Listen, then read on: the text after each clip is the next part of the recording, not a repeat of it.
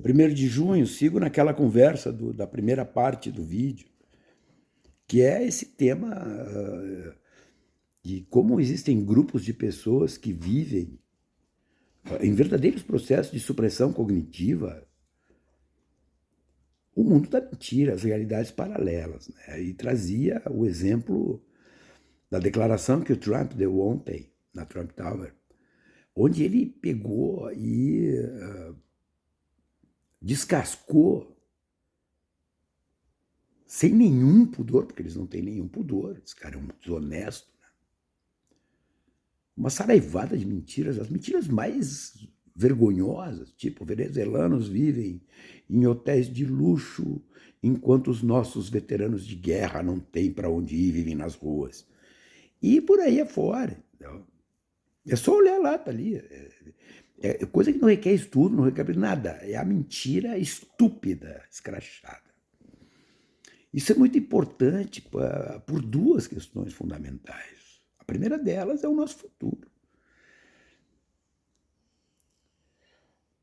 Qual será o nosso futuro a partir de um negócio que se transversaliza? Uma coisa extraordinária. Isso aí está acontecendo no mundo inteiro e isso também se transversaliza a partir das classes sociais. Existem pobres, por exemplo, que são rigorosamente contrários à taxação das grandes fortunas. Aí tu olha pro cara, o cara mora num cantão de mundo, tem um Chevette 89, mas ele é contra a taxação de grandes fortunas. Tá bem, é uma posição política, né? Mas não dá para entender. Negros que votam em racistas, homossexuais que votam em homofóbicos, declaradamente homofóbicos, mulheres que votam e escolhem pessoas que desprezam a mulher. Isso não dá para entender. Eu não consigo entender. Mas isso é uma verdade, isso está acontecendo. Quem quiser olhar, está aqui. E tu não precisa ir longe.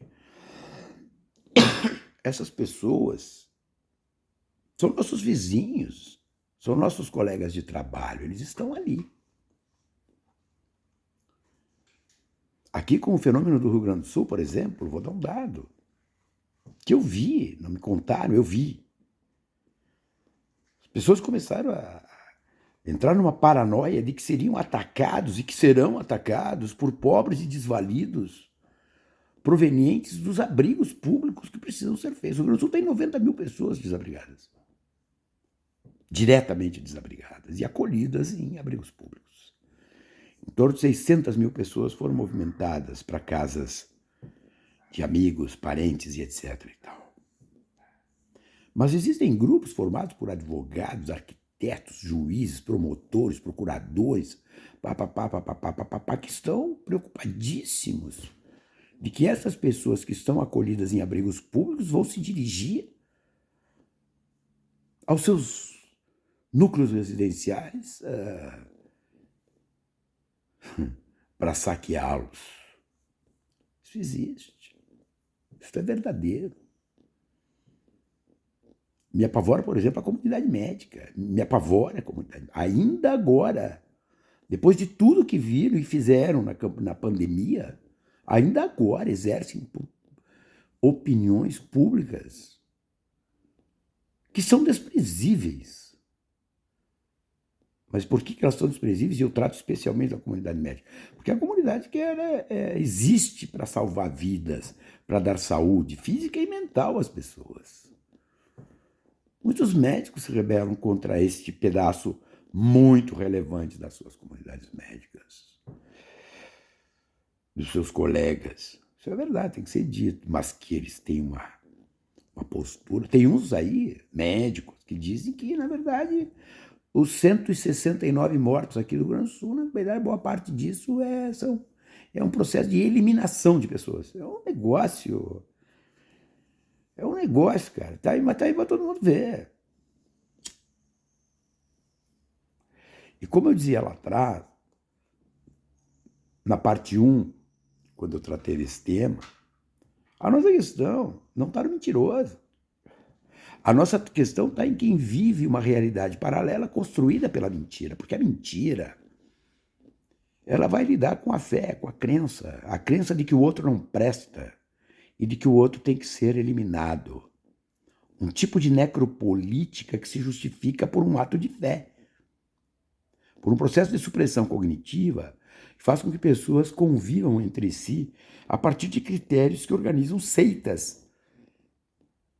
Seitas religiosas, quase. Por que se diz, às vezes, com padrões religiosos?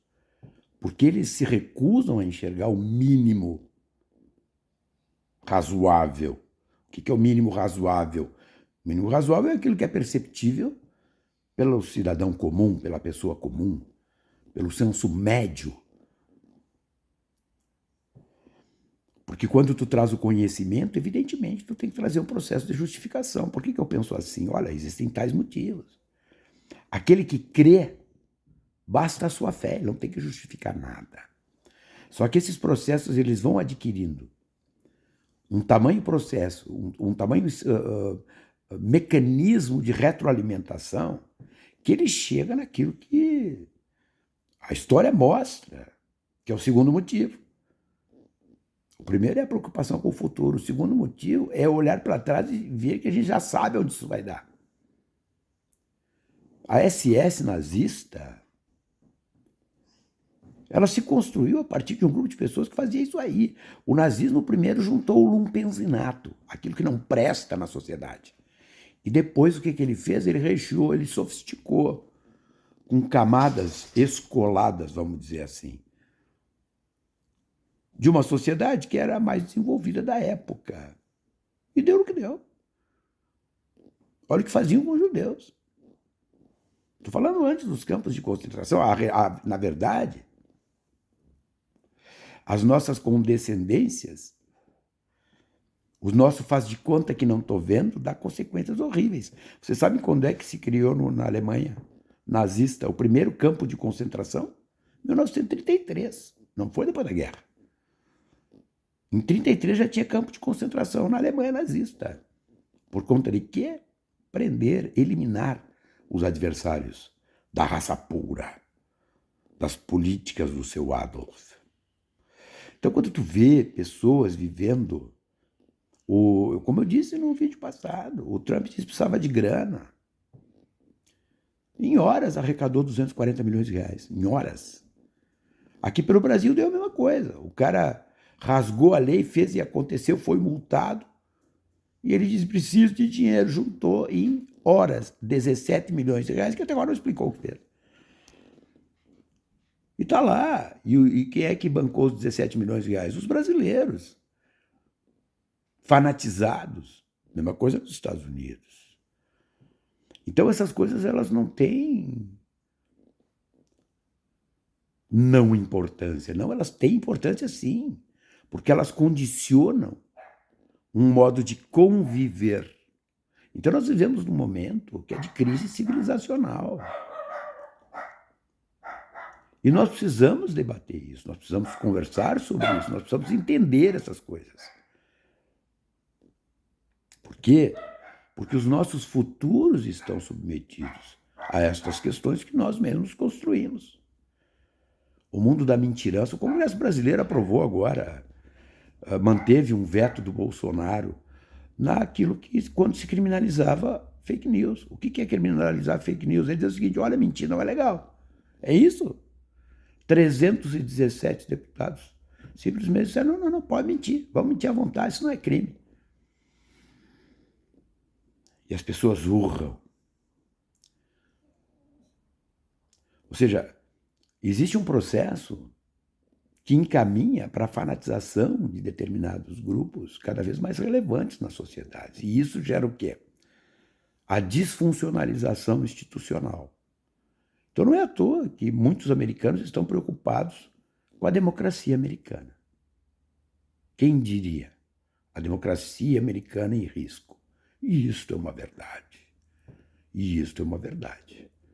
E o mentiroso pode ganhar a eleição. Por quê? Por conta dele mesmo? Não. Por conta das massas que vivem de mentiras, que vão se fuder. Mas só vão se dar conta disso depois do acontecido.